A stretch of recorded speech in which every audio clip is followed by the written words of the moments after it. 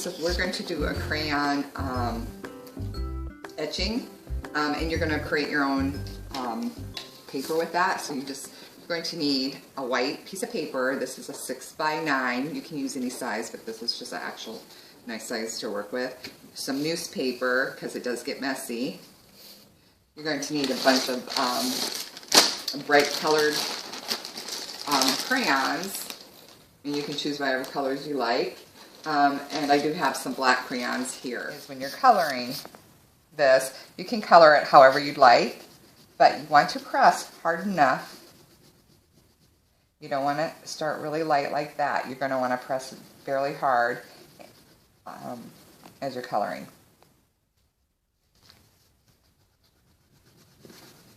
I'm just going to spread the color out all over my paper, different colors, so you can do it however you'd like.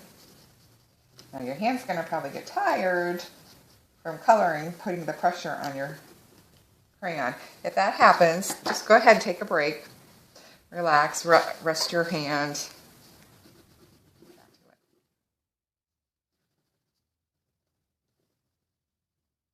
So here is my piece, completely colored.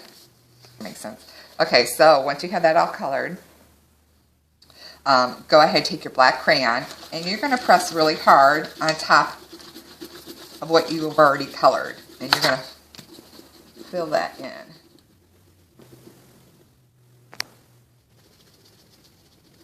So once it's done, it will look something like this. Okay, and then you're going to take your tools. If you don't have a little wooden tool like this, you can you could use like chopsticks if you have something like that, or a craft stick that you can get at the Dollar Tree or Hobby Lobby. These work fine too. I do happen to have one of these like tools, etching tools, so I'm going to go ahead and use this. And you'll want to work on your newspaper. I am going to do a border around mine because sometimes a border looks nice. So if you have a ruler or you can freehand it, I'm just going to kind of do just a little border around. So all you have to do is take your etching tool and just kind of engrave over the black, and you can see that your color, your crayon color, is coming through. And I have a border. Now you can scratch that all out if you want. I think I'm just going to make little circles, little dots. Now I made a template, and you can do whatever you want. You don't have to do exactly like this, but I made a little template of a butterfly. And it's just easier that way, because that way I know I can kind of center it. So what I'm going to do, I'm going to take my template.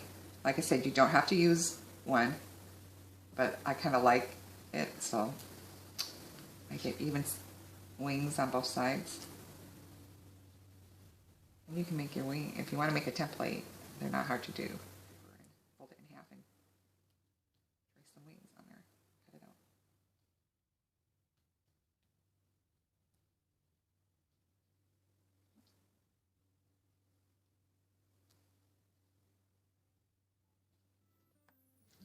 Okay, there I have the outline of my butterfly. I'm going to create some antennas.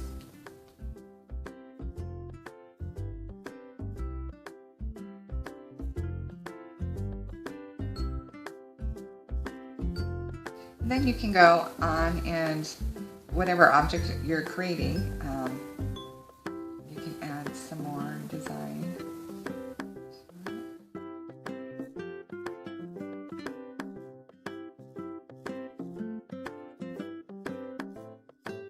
So when you're etching too, you can think about the thickness of your lines. And there's different types. You can go very thin. Do kind of some thin ones. Right here. And you can do some thicker ones.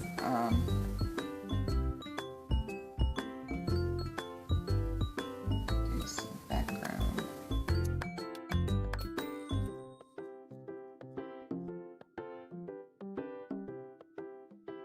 Etching has to do with, you know, the thickening of lines and how you create them.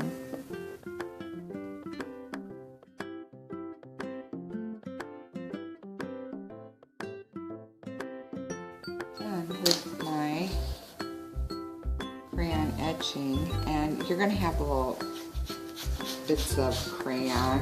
Just take a paper towel and you can brush